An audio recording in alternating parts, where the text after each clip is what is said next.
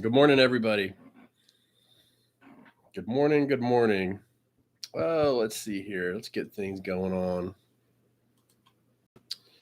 Dan Lowe, you got to leave. Well, what's up, man? Yeah, I got to go hunting today, so I need some time. It gets dark way too early. So, who all's in the chat here? Let's see what's up. I know we're early, but it is what it is. Let's see. Nope. So yeah, today is what is it? That's the day before Thanksgiving, isn't it? We're just doing a garden chat, so just nice and simple. So any questions you guys have, by all means, feel free to ask anything. I don't care. If I don't want to answer it, I'll just tell you I'm not going to answer it. But let's see until everybody gets in here, and I know I gave short notice and it's early and all that, but it is what it is. Let's see what's going on in my garden. I'm going to be planting my garlic soon, so there is that. Hey, Andy, Northern Alabama. Hey, Sparrow, good morning. Good morning. I know that a couple people just came in, so questions, just chatting today. So whatever you guys want, feel free to ask. Hey, 54, happy Thanksgiving. Brian, good morning. Good morning. So yeah, until somebody starts asking some questions, I'm just going to fill the time randomly speaking. What's going on, Cherry Parfait? That sounds kind of good. What's going on in Southern Ohio? We're going to be planting our garlic, but we're getting a deep freeze. So we haven't even gotten our frost, and our first freeze will be super low. I think we're getting like 24 degrees or something stupid like that. And then it's going to stay cold for like a week. So we're trying to get everything prepared. I put low tunnels up. So we did that. I got a video coming out about that. Had a really hard time titling that video because I definitely show you like how to put up low tunnels, but there's a part in there where I was talking about the true benefit of it. And I don't know. I'm really bad at titling them. So there's more to it than just building, just so you know. But a lot of people had asked for building low tunnels, and I felt bad that we had to wait so long, but I'm not going to put them up when it's 80 degrees outside. Yeah, it is a busy day. That's why I wanted to get on here early. So we filled our freezers with vegetables and stuff like that for the year. And now this time of year, we really focus on putting meat in the freezer. So my son and I are going to go hunting this afternoon, try and seal the deal. We'll see how it goes. Yeah, I wish it was rainy here. We haven't had rain. We were supposed to get rain tomorrow, and it's not going to rain now. So we're still drought conditions. I don't know. I guess this is our future for now. And I mean, looking 10 days out, there's still no chance for rain. So I don't know what's going on.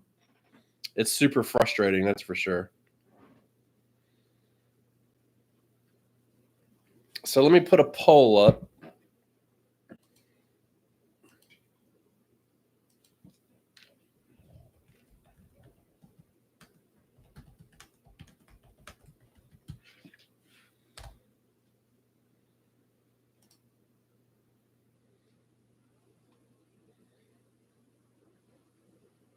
Sparrow planted 44 garlics on Saturday.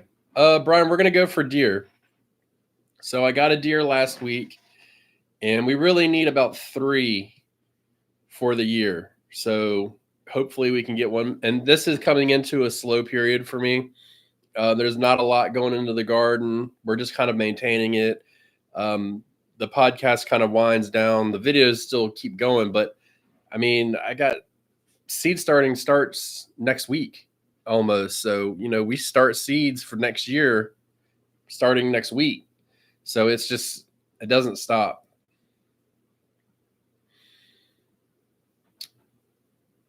Kale is put up. What does put up mean? Are you done with kale? And the cabbage you advised me to plant is being harvested. I did cover it, but want to get all that I can. I don't remember advising you to plant garlic, Cherry, but I'm glad you did, or cabbage, but I'm glad you did. And are you getting nice sized heads? That's the question. On the Backyard Gardens podcast, Batavia was making fun of me a couple years ago because I was getting 18th century doorknob sized heads of cabbage. They're about that big. But I mean, in the grand scheme of things, I didn't care. I was getting cabbage. So that was what it was. And what that turned out to be was a lack of feeding on my part. I should have fed a little bit sooner and then gotten bigger plants before they had. But, you live and learn.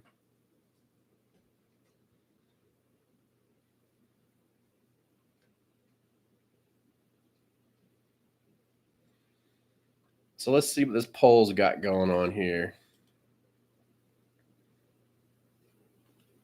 So there's a few people still growing. Good deal.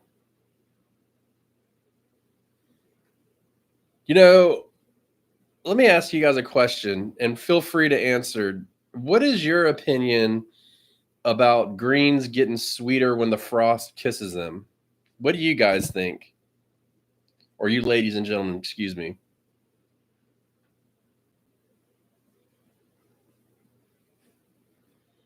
I'm growing flat Dutch Danlo, and I'm experiencing that it's taking its time, but I'm also experiencing that the plants are getting bigger. So, I mean, honestly, I'm cool with that. You know what I mean? Like, because the bigger the plant, the bigger the head. You gotta wait, and it's painful to wait. I got this new seltzer water. It tastes like crap. It's awful. Does that have something in it that I don't know? I don't know what's going on. Ugh.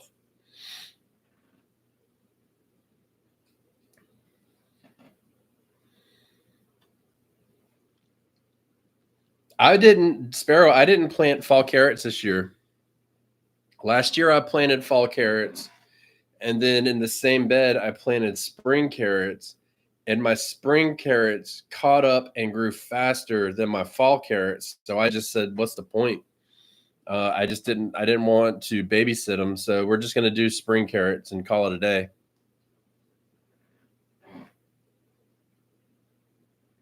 Nice, Andy.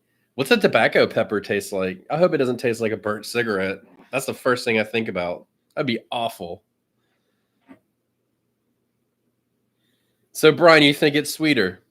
Because both Batavia and we don't think that it's sweeter. I mean, I think it's like an old wives' tale, but I mean, it is what it is. I personally wait until a frost has hit them to harvest just because, but I've never had a sweet cabbage unless I put sugar in it, or a sweet Brussels sprout. I mean, it just doesn't really work for me. What about anybody else? Anybody else think it's sweeter?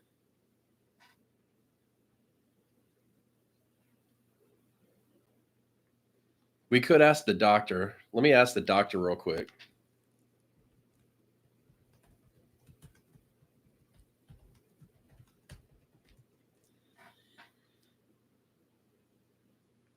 Okay, so there's science behind it. There is actual science behind it. Doesn't mean it's true, but it says that they break down as the temperatures cool, the plants begin to break down starches into simple sugars. There you go. And then once they fill it with water, then they become sweeter. Danlo, there's one thing I've noticed about peppers over the years. We'll plant our peppers, and then we'll get decent harvests, and then they'll kind of even out. And then as it gets cooler, they produce like a lot more. One year I pulled like 60 peppers off of a jalapeno plant the day before the frost. I think, in my personal opinion, you can take it or leave it. I don't care. It's I think that peppers don't like the heat as much as we think they do, is what it seems like. Because if you put the plant in the ground in the spring, and then before it gets really hot, they produce, and then it gets really hot, and then they don't produce, and then it cools off, and then they do produce. That's telling me that, maybe maybe we got it wrong. I don't know. I'm always on the quest to find very heat tolerant plants. That's my quest. Not heat tolerant, but heat loving plants. It just makes it a lot easier. So we've done that with black eyed peas, Seminole pumpkins.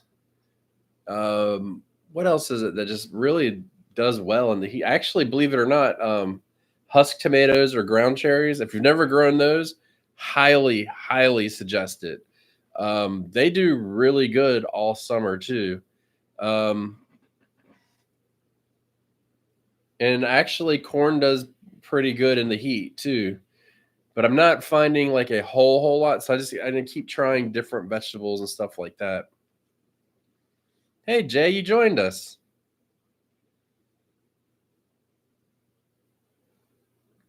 Okra, yeah. Did y'all hear about the world record okra in North Carolina? I believe it's 19 feet tall. They grew it. The lady is getting on a ladder daily, like a full blown ladder, to harvest okra every day. And I believe it's 19 feet. Let me look it up. I was just reading about it the other day. So the current record is from New Orleans, and it's 16 feet.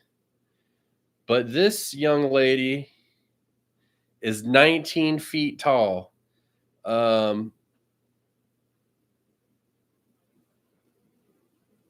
mean, it's 3 feet over the world record. So, okay, so one person I saw was in North Carolina. Now they're saying Alabama. Hell, I don't know where it is. The news is always full of crap.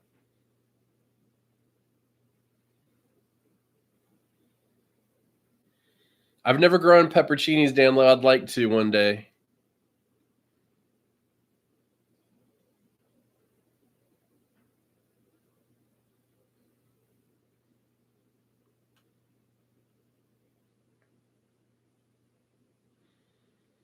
Yeah, Sparrow, I'm not looking for well, I'm looking for love. That's what I'm looking for. So there's definitely plants that tolerate the heat, but I'm talking excuse me. I'm talking about plants that really flower or flourish. Is that the word I'm looking for? Whatever. You know what I'm saying, that just do really, really well in the heat.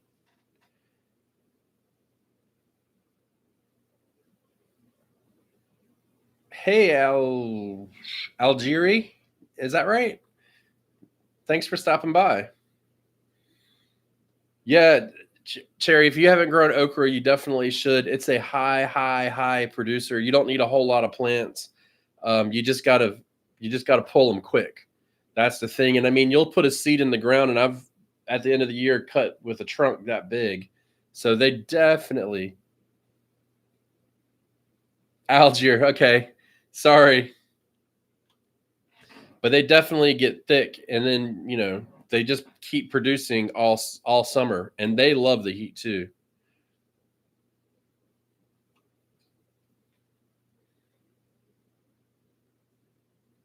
Oh, so they don't taste good green? And I like hot peppers, but truth be told, the older I get, the less I want like the high heat, and I want to get a little bit of heat, but I still want to taste my food when I eat it. That's my goal. So jalapenos are actually about as hot as I'm willing to go. I've grown a lot over the years, habaneros and Scotch bonnets and all that stuff, and it's just too hot. I did mangoes this year, and they were hot, but they had a flavor of a mango.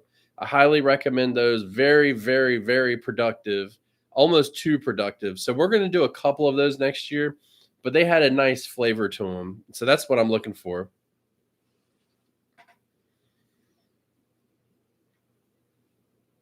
I've never grown, I can't ever say it, tomatillos. Mango is my absolute favorite fruit as well, Algier. I can't talk about mangoes because I've never grown them. Can't grow them, but if if I was to move to a beautiful surf destination, I would have a mango farm. I think a mango and probably an avocado farm to please my wife, but I would definitely have those. Yeah, the pickled okra, bread and butter pickled okra. I'll try and find the recipe and put it in the. I usually I'll take a picture of the recipe card. I'll take a picture of it and put it on the post on YouTube for you guys. Yeah, the mango peppers are small. They're about that big. They grow. They're orange. Um, they're heirloom, believe it or not, and they literally have a slight mango flavor to them, and they pack a pretty good punch. And what I've found with peppers is the smaller the pepper, the more productive the plant. So, bell peppers, you get an average of 6 to 8 bell peppers off of them roughly. Jalapenos can, they go up higher. We grew one year lipstick peppers we grew, and they're about like a bell pepper, but they're a lot sweeter, and they're half the size, and we probably got about double the amount of peppers. Now we're not talking about poundage; we're talking about amount, individual peppers. So we got a lot. Yeah, you should definitely get some Algier if you like mangoes. I mean, like I said, it's not going to be like eating a mango, but it's for what it is, it's really good. I also grew lemon peppers one year. They were pretty, or this year they were pretty good. They had a lemon flavor, but I'm good. I'm all set. And I had peach peppers I grew this year too. Peach, they're hot. The lemon ones are hot as well. They didn't taste like peaches at all, not one bit. So we moved on from those.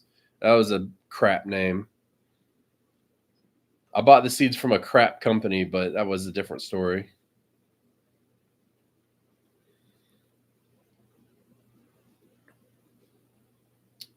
Let me go back up here and see. Da-da-da-da.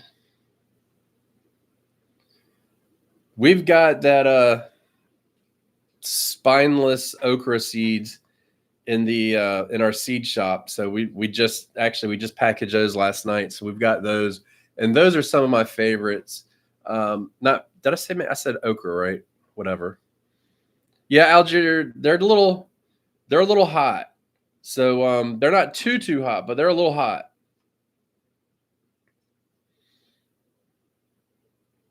Jay, my broccoli is just starting to form a head. So unfortunately, we're gonna get a super hard freeze. I'm gonna let it run and see what happens. Yeah, if you've been watching the channel for any amount of time, you know the seed company I don't like. Um, yeah. Good morning. Is it Jean or Jean? Option one or option two? But good morning.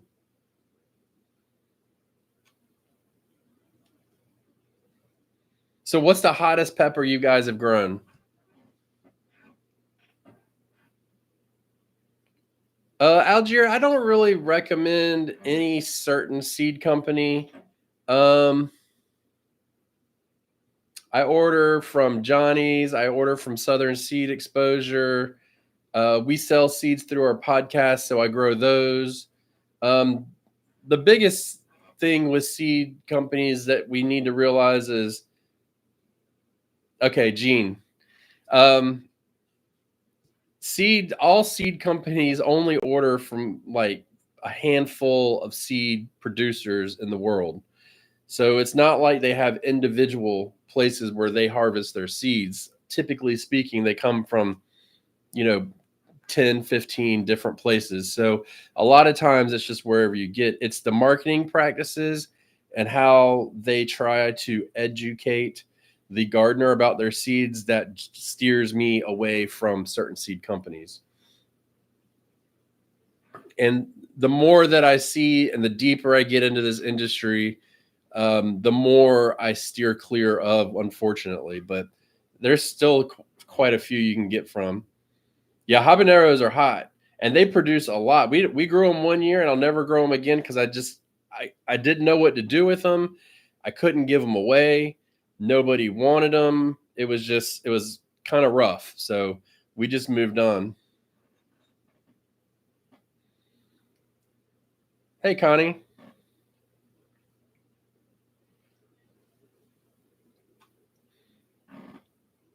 The biggest thing when you're getting seeds is just make sure that you're getting the vegetable that grows right in your area. That's what you really want.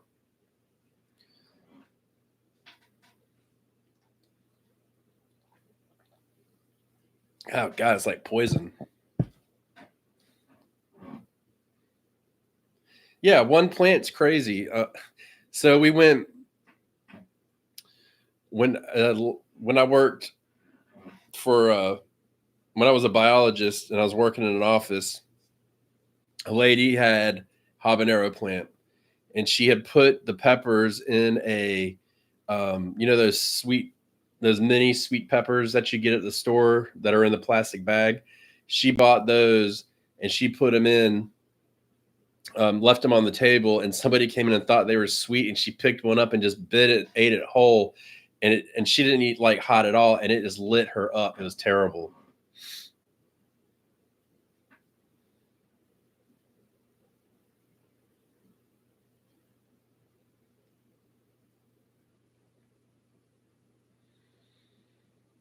Dwayne has a full size pickup bed with nicely chopped up leaves, and he means a lot. He also has a dozen bales of old straw at his disposal. Put it on there, man. Put it on your beds now. Let it break down over winter, and then just plant in it. I mean, that's awesome. That's exactly what you want. I usually, when I go get straw bales, I buy four at a time and let them sit outside. The first one I put on right away, just kind of is what it is. And then as they break down and they rot more and more, then I add those in.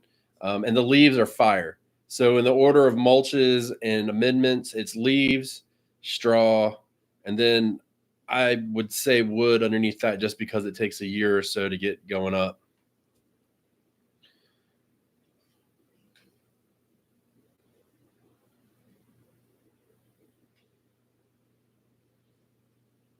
Yeah, I will say that this is turning into a pepper chat, which is totally fun. I will say that peppers are a very rewarding plant to grow. It's right up there with tomatoes. You get a lot off of the plants, even if you're getting bell. I mean, you pull off a nice sized bell pepper, you almost don't care if you're getting two or three that year or six. You just, once you get that nice sized bell pepper, you're pretty happy about it.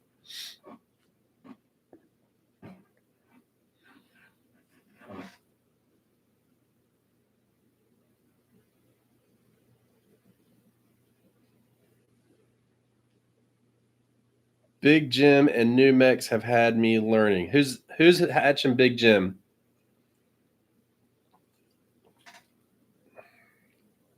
I'm lost. It's not hard to do though.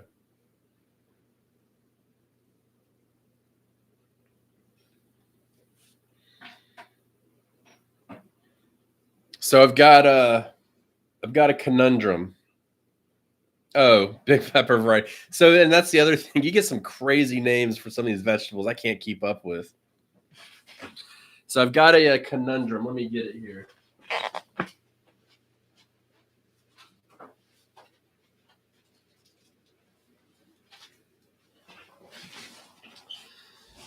So what do you guys think? I got I've been trying to grow corn better, and I had a buddy of mine, and he said that he grew G90 corn.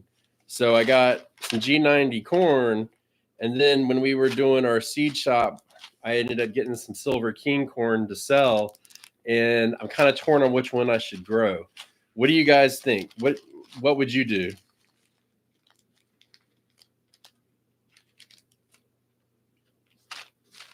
I might actually do both. I might do two plantings. I don't know how that's going to go. The only reason why I want to do the G90 is, one, is because it was recommended to me and it was really productive, and two, um, when I was with when I was a biologist, we had numbers, and mine was in the G90s was my number. So that's just a stupid reason, but um, I'm thinking I might do both. I might do one in the spring and then try and do a late planting, because I did that this year. I did that solstice corn, which did like crap. It didn't do anything 2 years in a row, so I'm done with that. And both of these, I believe, are super sweet.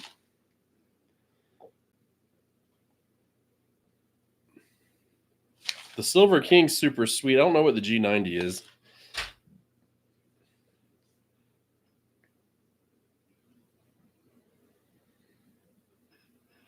Well, thanks for stopping by, Algier, and happy Thanksgiving, and good luck with your cows.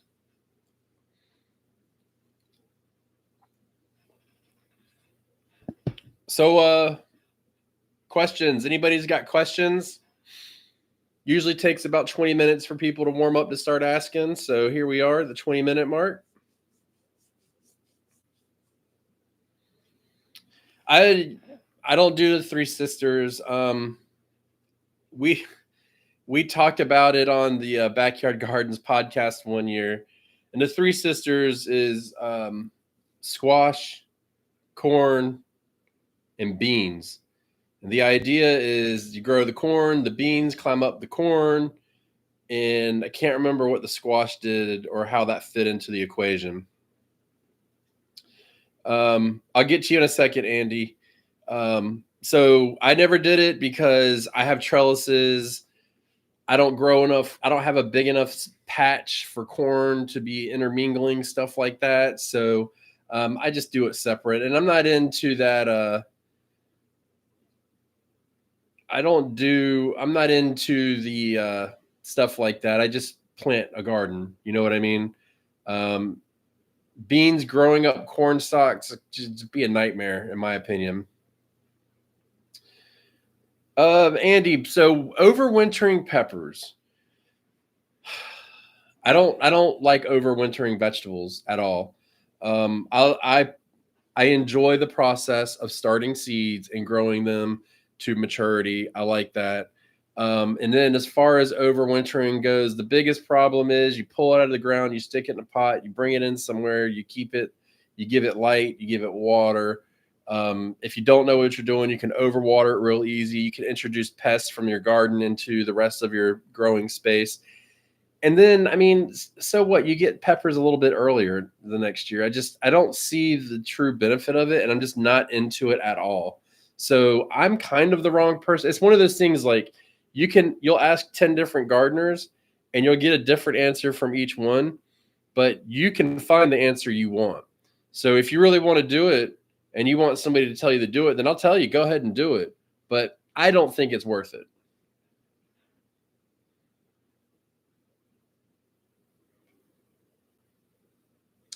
Yeah, so I feed my broccoli and cabbages heavily, very, very heavily. The way my fertilizing routine works for nitrogen hungry plants, which would include, and we'll just focus on this time of year and into early spring, would be lettuce, cabbage, broccoli, cauliflower, collards, Brussels sprouts, um, mustards, anything that you harvest the greens off of. The way I do it is I put in a well balanced.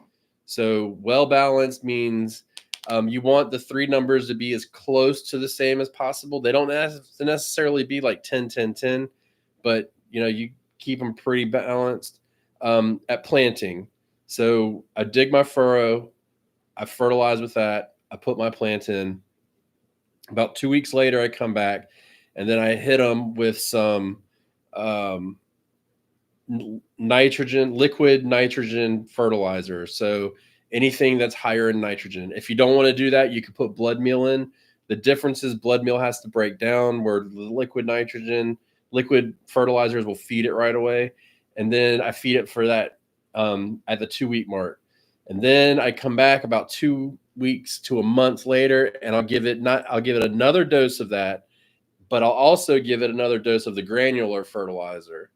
And then about a month after that, I'll probably shoot them one final liquid fertilizer. And then that should be enough to keep going. This time of year, you're kind of racing the clock. So we're fighting low sun, low temperatures, inhospitable growing conditions. So we want to try and get them as big as they can, as fast as they can, so then they can produce as fast as they can. So we feed a little bit heavier now, but in the spring we'll probably back off And after that third treatment, we wouldn't treat again. But after the third treatment, this time of year, we're kind of watching and waiting. So I just did, I believe, my fourth, let's call it treated, but feeding the other day, because I knew that we were going to get a cold, and then we'd give it time to utilize the food and then grow and then harden off before that frost would come and hit it. But I did a heavy fertilization, and I planted my broccoli earlier last year. And in the spring, I got a 100% harvest off of my broccoli of all normal or to nice sized heads. So it's all about the fertilization.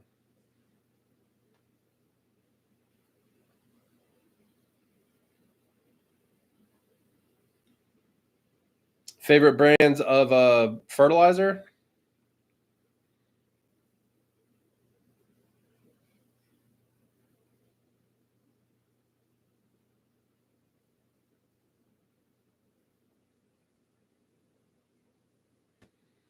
Cherry, if I do onions, I'm not really doing onions this year, but if I do, I start them inside and then I move them outside. I wouldn't really put them in the direct seed them, because it's just they start out really fragile. The greens do, so I usually just start them inside and then move them out.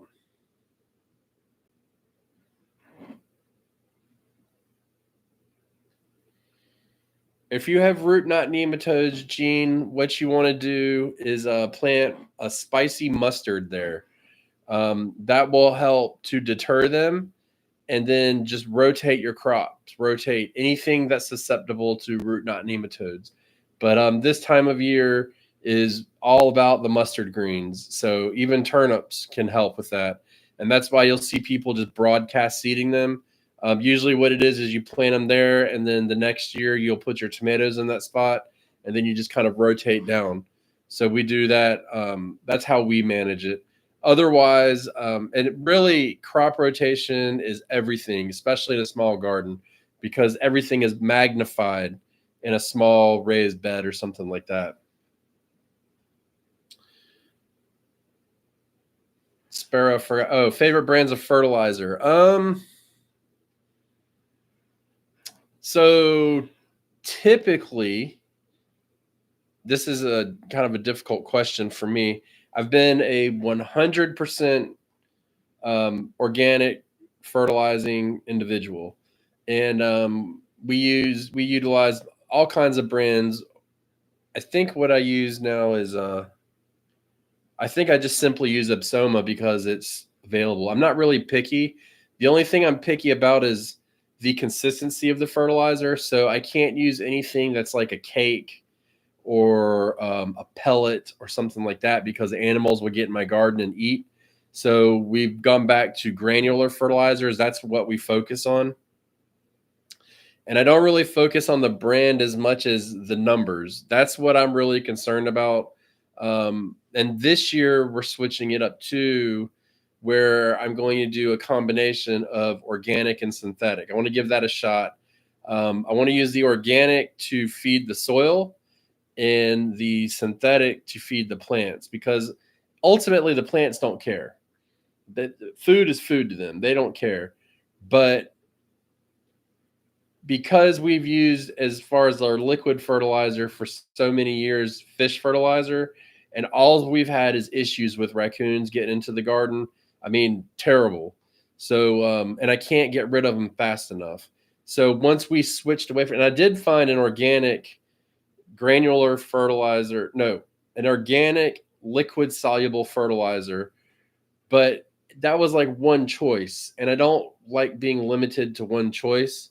So we're going to look and see what we can find, something that's high nitrogen, so we can shoot the nitrogen to it and give it what it needs.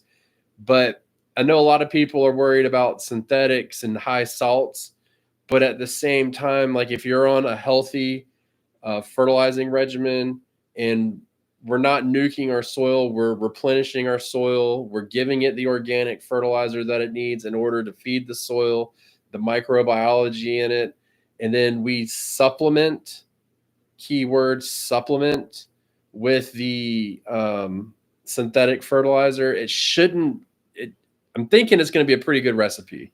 So that's what we're going to go for next year. I'm in the process of looking at it, but typically I use whatever I can find that meets the requirements I need. So I need granular, and I need if I want a higher nitrogen, then I look for something with a higher nitrogen content.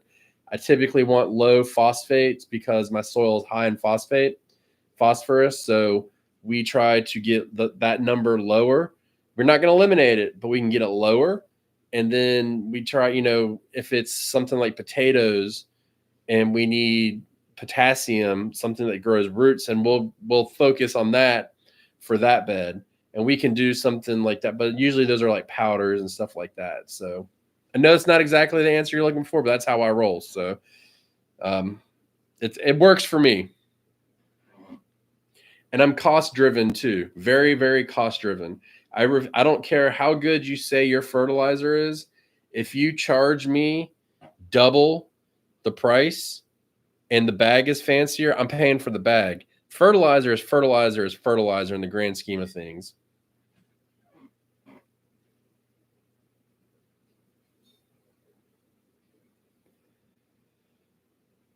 Yeah, I've never used their chicken. We get our own chicken manure, but I've heard people like it. I've used the bat guano before just to see what it did. It didn't do anything. Nothing great, grand, and wonderful. Let me say that.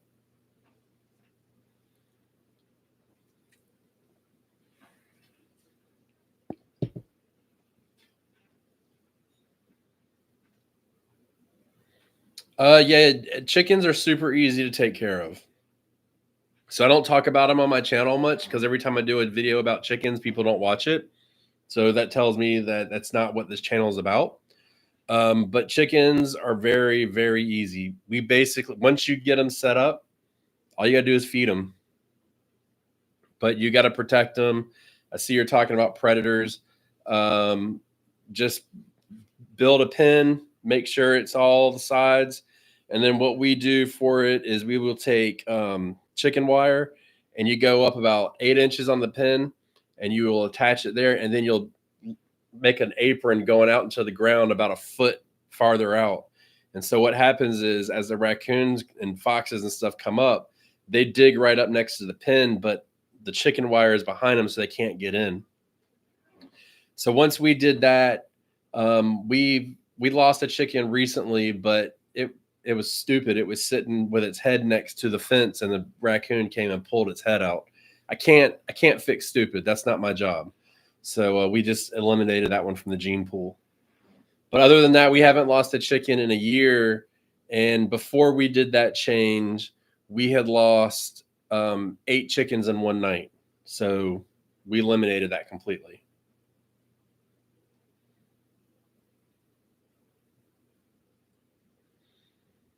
But really, all you got to do is water, feed, collect eggs, and then you scoop out the chicken crap every so often, add it to your compost, put it in your garden, whatever you want to do, and you've got, your garden's off to the races. So it's really, we got them as a full circle type deal. Plus, we got them for the eggs, but it's a full circle thing.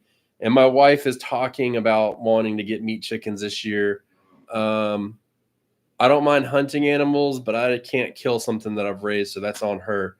But if she wants to do that, then we would get meat chickens as well.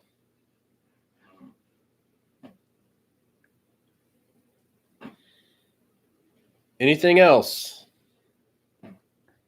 Bueller? So there's a lot of people with stuff in their garden still. Good deal. I'm glad to hear that. A lot of fall gardeners going on.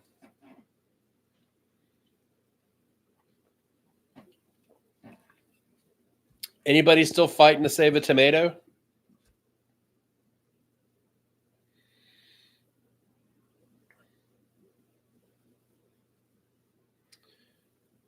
Dwayne, let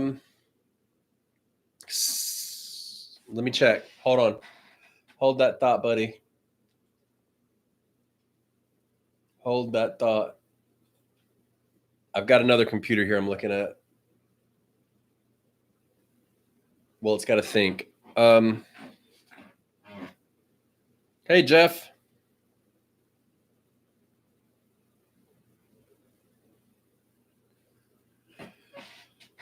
Oh, wake up, you stupid computer.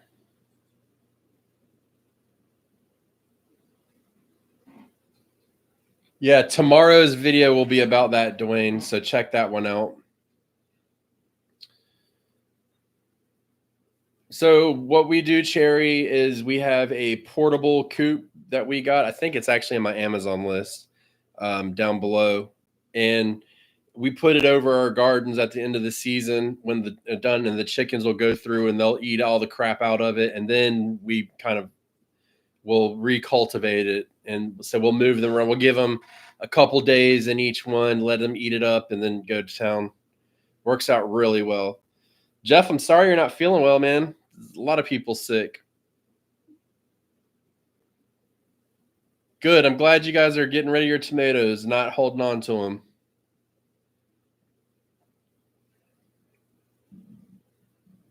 Vicky, how did everything do in the cold?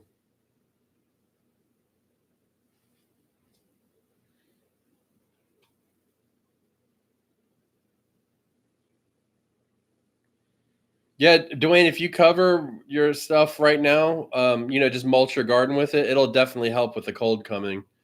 And then the video, like I said, Saturday or tomorrow was going to be about low tunnels and stuff like that. So that can help you too. But yeah, I would definitely put that stuff down. So you did cover them? Good. Yeah, 29 is not bad for cabbage, kale, and broccoli. I wouldn't cover over that, but it doesn't hurt it.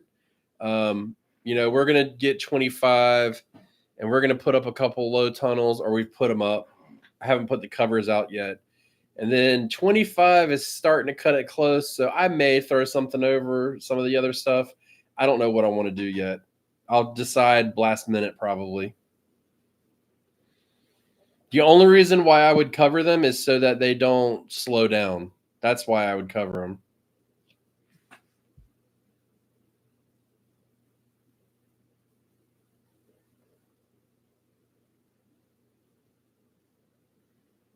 Sparrow, fall planting is not common. It's very, very uncommon. A lot of people want to leave their tomatoes in for the last minute. It's not. It's it's almost a true fall garden where you intend to grow through your frost and harvest after your first frost is almost in the eye of the normal average gardener unheard of, and it's like the dark hallway of the garden because people don't understand what a garden can do and how much cold certain plants can take. So it's actually, and coming from somebody who sells plants, I sell nothing in the fall, nothing. So we don't offer it because there's just nobody purchasing. I can get up there and I can scream at the top of my lungs and have guided tours here, which I basically do on YouTube, and people still don't believe that they can grow in the fall. And the other thing, and I'm sure at some point this winter, I expect people to unsubscribe because I keep bringing it up. And I don't care because I'm going to keep saying it, but planting earlier and timing is absolutely everything. And by the time people want to have something in their garden, it's too late. You got to understand how a plant works, how long it takes for it to grow, and then you can get it. Cherry, I put a little bit of wood ash in if I got some clean wood ash. We burn a lot of treated wood and stuff like that. So I typically don't add that.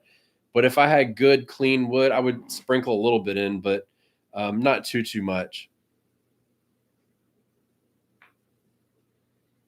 I'm with you, Jeff. We're not going to get that cold, but we're going to get close.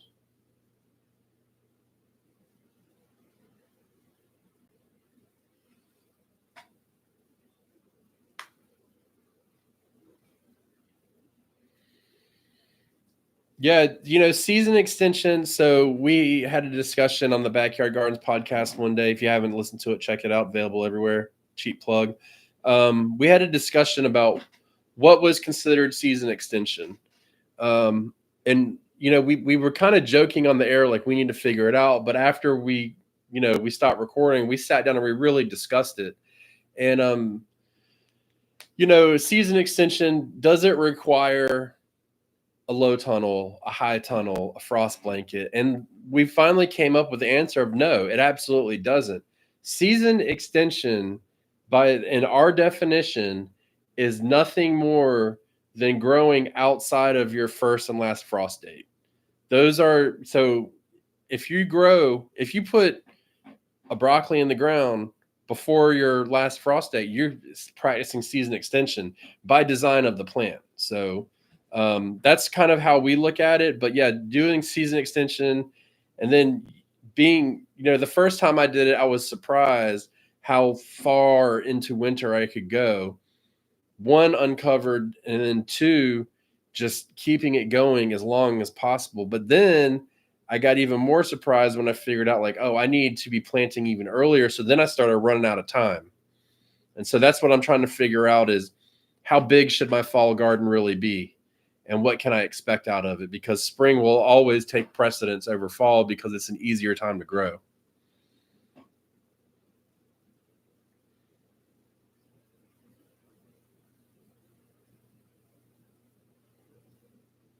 A greenhouse would be good, and a high tunnel would be good.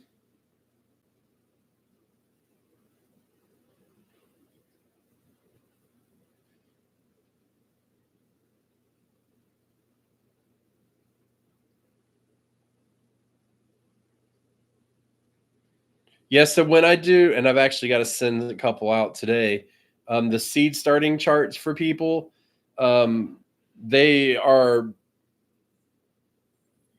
the dates that are given are for no cover. So like when you do, and usually if it's like, the timings seem kind of weird, or somebody's really cold in an area, I'll put in a note in the email like, hey, if you add cover, you can just extend this on either way.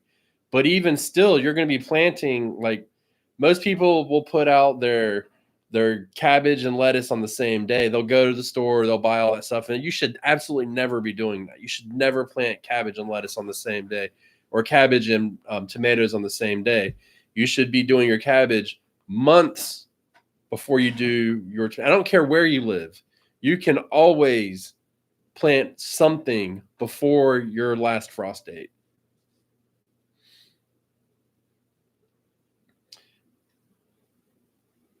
Yeah, Gene, I do custom seed starting charts. They cost $10. They're payable through Venmo, and it's designed for your area.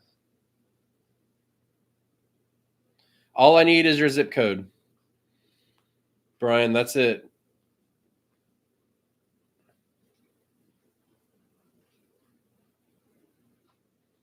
Now remember, these are seed starting charts, not planting dates. So don't get confused. I haven't had anybody get confused yet, but um, it's built into it. So if you start a seed on most seeds are 8 weeks from start to finish, is 8 weeks generally. And then other ones, they'll be said like, hey, they're, a month. Some of them are a month, stuff like that. But typically speaking, it's about 8 weeks for each one. So we're going to do our broccoli this week. That means you can push some of them to a little bit, like 6 to 8 weeks. So our broccoli, if we start it next week, we should be able to put it in the ground at the earliest, the middle of January, which is just about where we want to be. So we don't really have much of a downtime for that. Now, if you live somewhere else, you definitely get a downtime. But the difference is, if somebody commented somewhere and said they had lived in zone 3, and so your seed starting dates, like in the winter, you won't be doing anything, but as you start, you'll be starting seeds all summer long, so that you can get them all growing if you were going to do like a really productive garden. So you do all that, and then so it's different. Like in the middle of summer, we don't really do a whole lot, but in the winter, we do it all the time.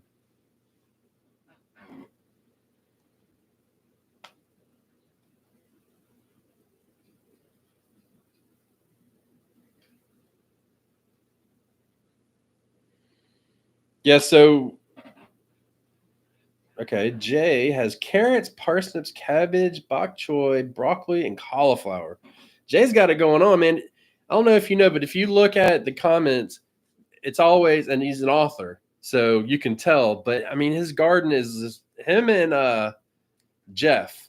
They always got something growing, man. Always awesome, awesome, awesome.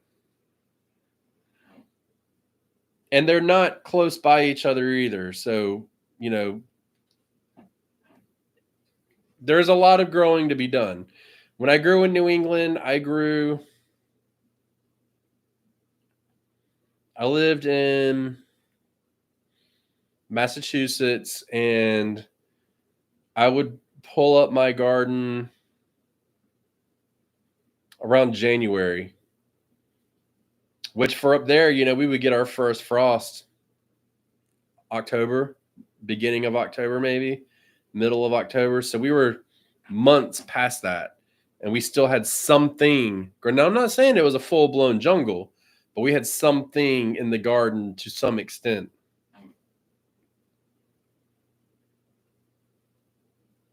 I can't grow a sunflower. I said it. I'm not good at it. I said it.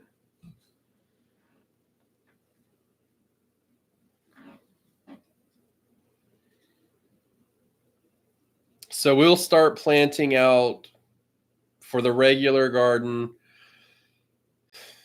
probably the middle of January, and then we'll do it again the middle of February or early February, and then come March, everything should be planted by the beginning of March. Hey, George, in the house. So everything will be growing by then. The real Santa Claus is here, just so y'all know.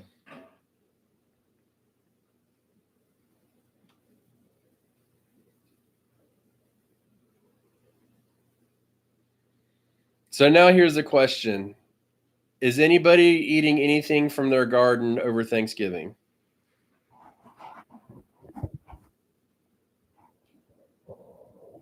And it doesn't have to be fresh. It can be canned. It can be frozen, whatever. We are going to have, probably going to have a Seminole pumpkin because I got too many of them. And I believe we will have some of our radishes that I just picked. So my lettuce didn't do so good. I was hoping to have a fresh salad, but it ain't happening. Oh, and sweet potatoes. What am I saying? We're going to have a sweet potato pie from the garden.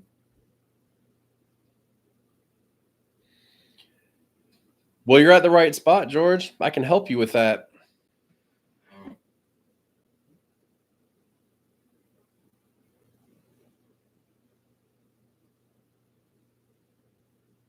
Sweet potatoes, pumpkin pie.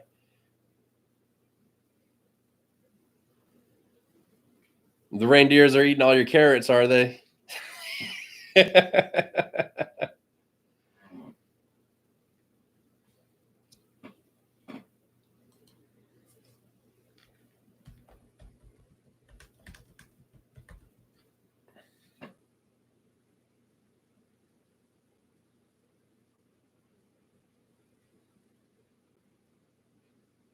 1 second, everybody.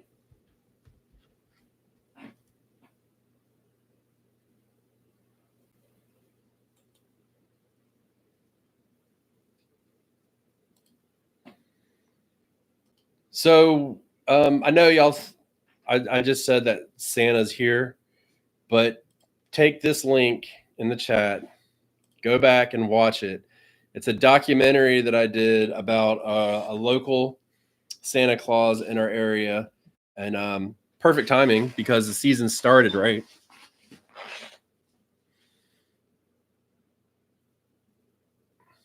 Connie's having green onions. Vicky's having pumpkin. Peanut pumpkin for pies. That sounds amazing. Absolutely amazing. Kale greens.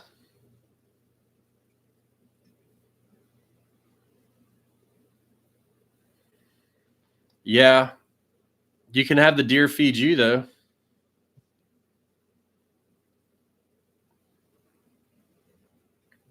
Let me see if I missed anything when I walked away or scooted away.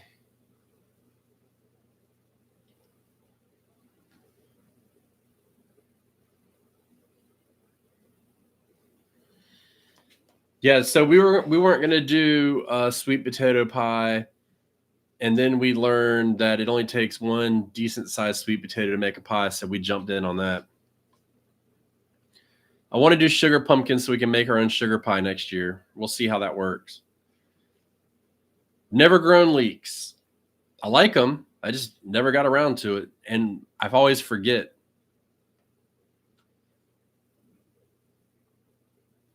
Maybe I should like redo my garden one year and just grow nothing but things I've never grown before. Like just give up on everything that I've learned and just be like, where everything is going to be new. That would be weird. It would make me feel very uncomfortable to grow that.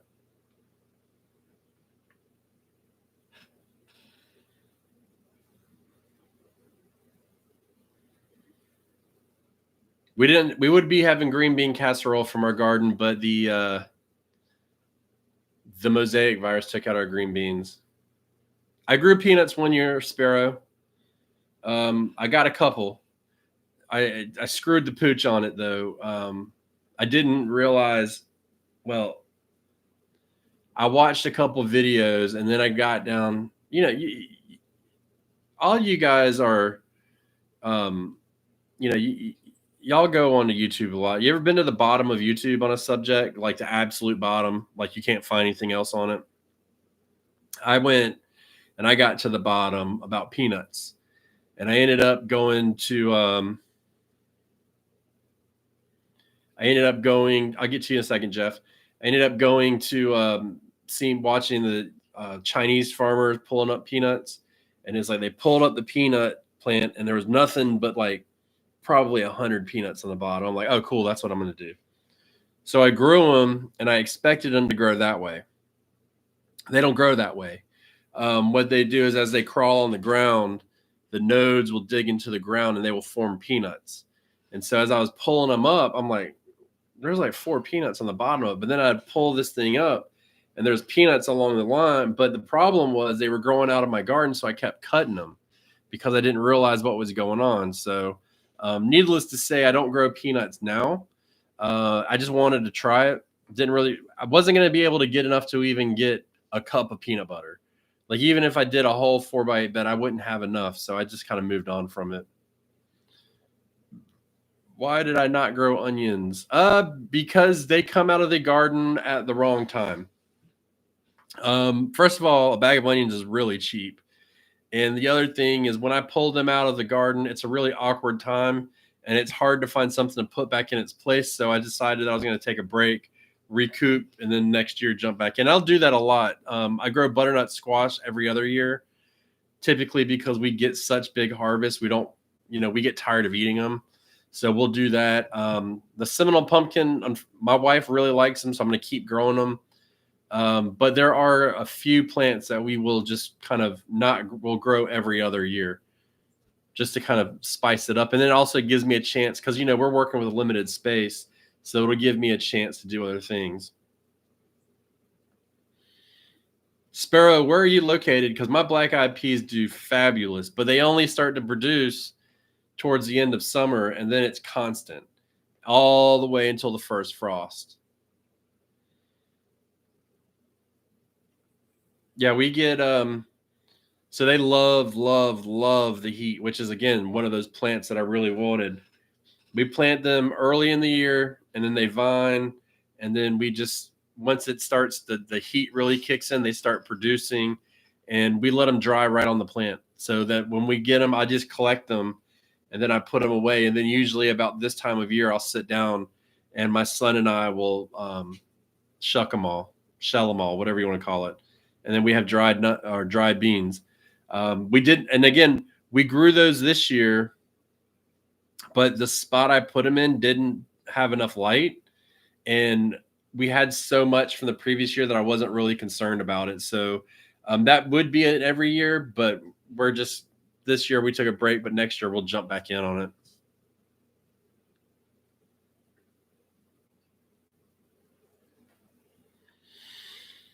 Uh, I direct sow them probably in May, which is about a month after my last frost date. So I put them in then.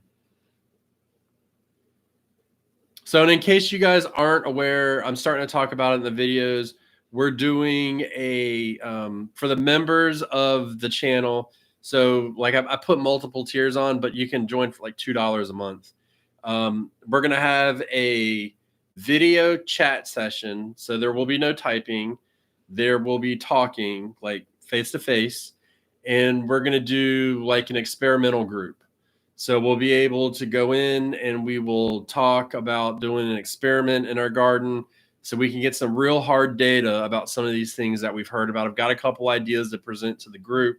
So the first meeting will be, the meetings will be on the second Wednesday of the month, and they will be after 5 o'clock p.m. Eastern Standard Time. So I want to try and catch people when they can actually participate. So I know a lot of people are working and listening in, stuff like that. But if you want to do that, you got to be a member. Obviously, it helps the channel out, which would be great because that will help me continue to produce content and stuff like that. But the real thing is like I want a group of people to figure out some of these techniques and stuff that we hear about and learn about or actually do work and put those to practice. You can't be an Instagram gardener.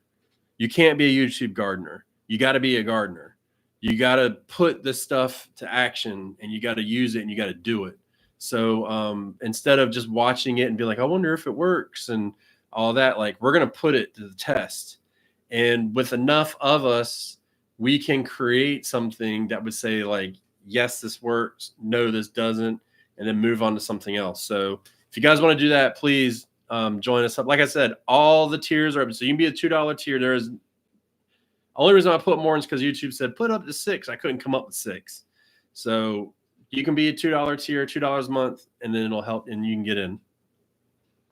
And if you do get in, shoot me an email and I'll put you on the list so that we can get you into the chat. But you got to be a member. And if you stop being a member, then you can't come back. So there is that.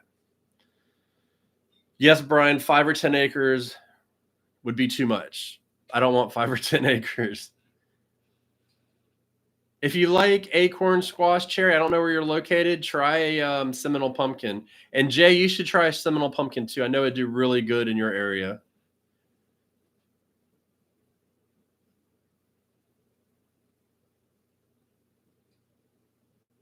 Yeah, Jeff. I mean, I'm not totally upset about not having green beans because I've canned so many green beans in my life. It's a little ridiculous.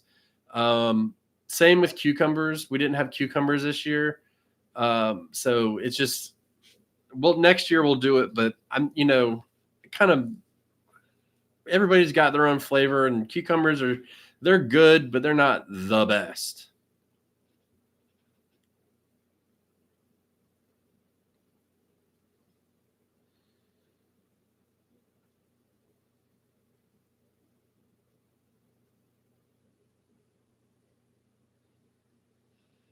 Yeah, if I had 20 acres, Cherry, I would do some serious damage. I'd have about 5 acres of it, bees. I'd probably have an acre of chickens. I would just magnify everything that I'm doing, like bigger. Yeah, bread and butter pickles are good. I have a Clausen pickle recipe that I use, and that works out really good.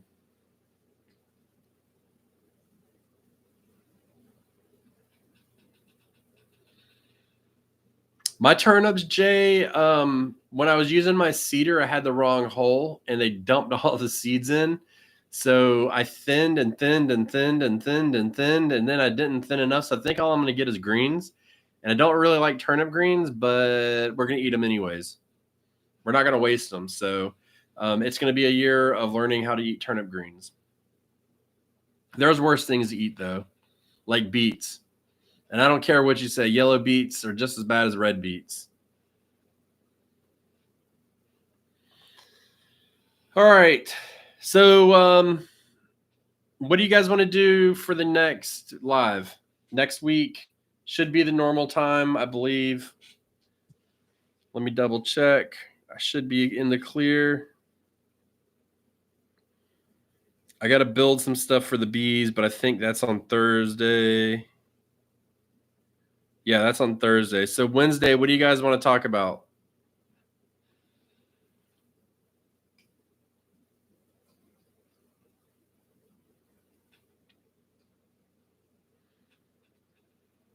How specific do you want to get on this?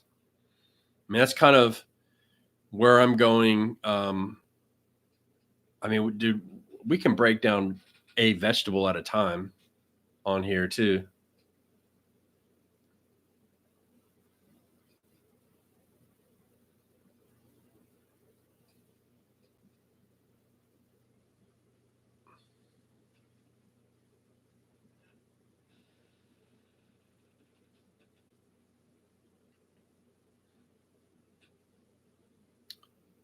Yes, happy Thanksgiving, George. We hope to see you soon, and have a good day, man. Don't eat too much.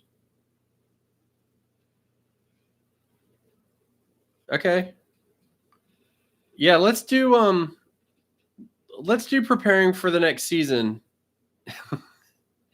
And I think we should probably start breaking down individual vegetables. For some reason, carrots popped into my head.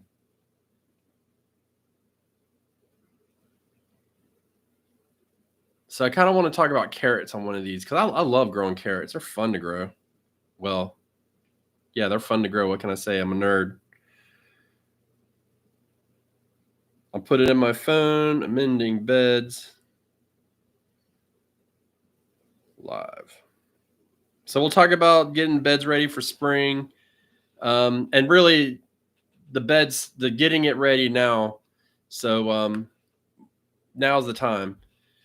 Yeah, Cherry, we'll definitely do that. That's one thing I want to do next year.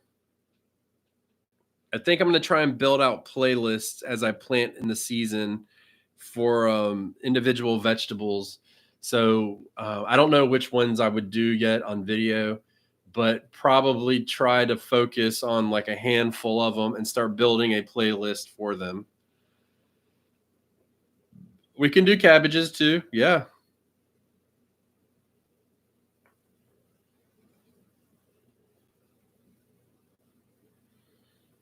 Thanks, Brian. I hope we do. It doesn't look good, but we're going to do what we can do. I almost don't want to get something because I don't want to clean it tonight. I said it.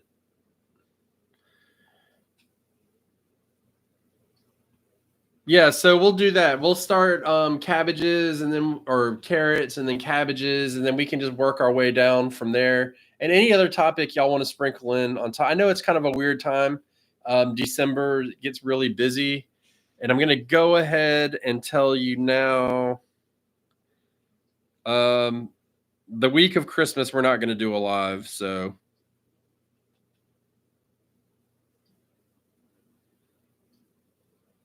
Okay, Dwayne, just send me a email and put your zip code in it. Yeah, we do.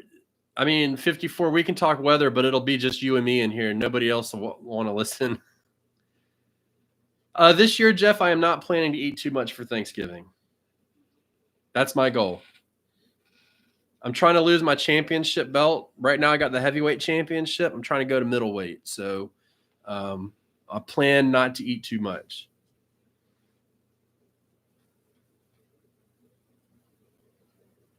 $54, just so you know, too, I could do a whole YouTube channel about weather. I love weather. It affects everything in my life.